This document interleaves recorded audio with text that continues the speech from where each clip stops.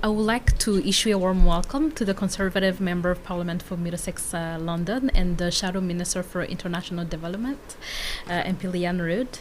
Her background in rural economic development and community leadership makes her a strong voice on the issues of food security, agriculture, and rural empowerment. Thank you so much for having us today. Thank you for having me. Yes. In light of Canada international development efforts, how do you see Canada's role in promoting practical farmer-led innovation like radio and mobile communication tools in our international development efforts? Well, I think the world is so connected, and we talk with folks about technology and how we've come so far in having technology, including in Africa with rural internet in Africa, cell phone service, and just the ability to communicate with one another on a global scale, to share best practices, to share what we're doing as Canadian farmers, as Canadians with other countries, to be able to teach people how to be self-sufficient, how to ensure that they do have food security by growing their own crops. And not being reliant on others, because if we can teach people how to grow their own crops and teach people generations, then they will be able to sustain themselves long term. Yes. Given your experience as a farmer and advocate for rural communities, how can Canada ensure that international food security programs reflect the real needs of farmers on the ground, both here and abroad? Well, that's a great question. And as I advocate for farmers, as I advocate for food security, I think what's really important is we have to make sure governments, first of all, take care of our farmers have the ability to do what they need to do to grow their food, which means that governments shouldn't necessarily be in the way and be impediments to farmers innovating and having new technologies. They should be left to make decisions for themselves without government interference, because there's a lot of red tape, for instance, in Canada that we see in the agriculture sector. And if we want to make sure that we're helping others around the world to develop farming technologies, we need to make sure that we're sharing what we've learned, best practices, things that we've done ourselves that may have not worked for us, or lessons learned from ways of doing things.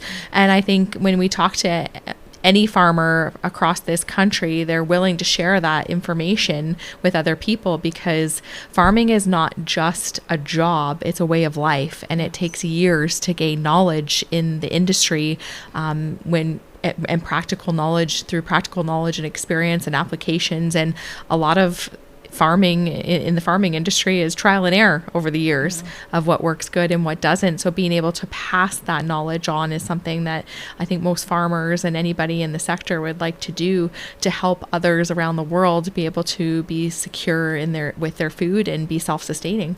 As part of Canada's initiative to strengthen global food security in ways that reflect rural priorities, what opportunities do you see for building cross-partisan support around Canada's contributions to global agricultural resilience, especially in ways that align with the Canadian rural values and innovation?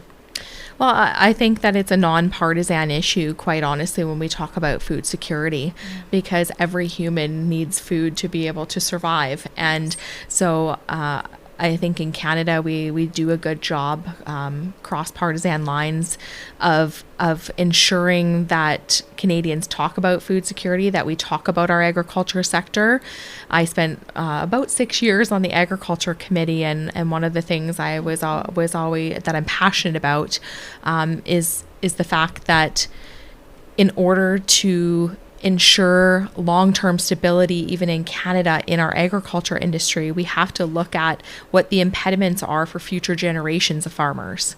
Because in our own country, we have issues where we have about 50% of farmers set to retire in the next 10 years without next generations coming in behind them, because they simply can't afford to get into the business of farming. And a lot of it is because of red tape and government regulation and taxes in this country. So if we want to be able to sustain even ourselves in this country, we have to ensure that our young farmers and young people can continue to be in the business of agriculture and farming. Yes. And they're innovative, they're passionate, and they want to be there.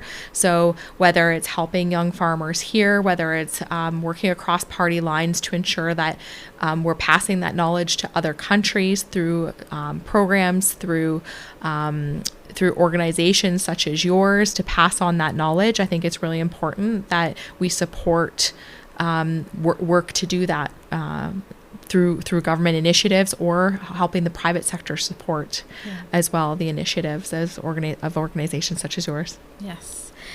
Before we conclude, is there anything else you would like to add to that? I would just say I really appreciate all the work that your organization is doing and helping farmers in Africa. It's great to see the collaboration and being able to pass on knowledge to others, no matter where we are globally. I think anywhere across this globe, human kindness, innovation, and being able to teach others is such a big part of just making sure that as a society we're taking care of one another. And as we are in the time that we are right now, globally with instability in different places, making sure that people are fed, taken care of, I think it's just showing our human heart and a kindness that we can pass on as those who are fortunate enough to be able to have these experiences and be in the industry and be able to pass on the knowledge. Knowledge is power. Yeah. It doesn't matter what we're talking about. Knowledge is power. Absolutely. Thank you for sharing your insight with us. You're very welcome. Thank you.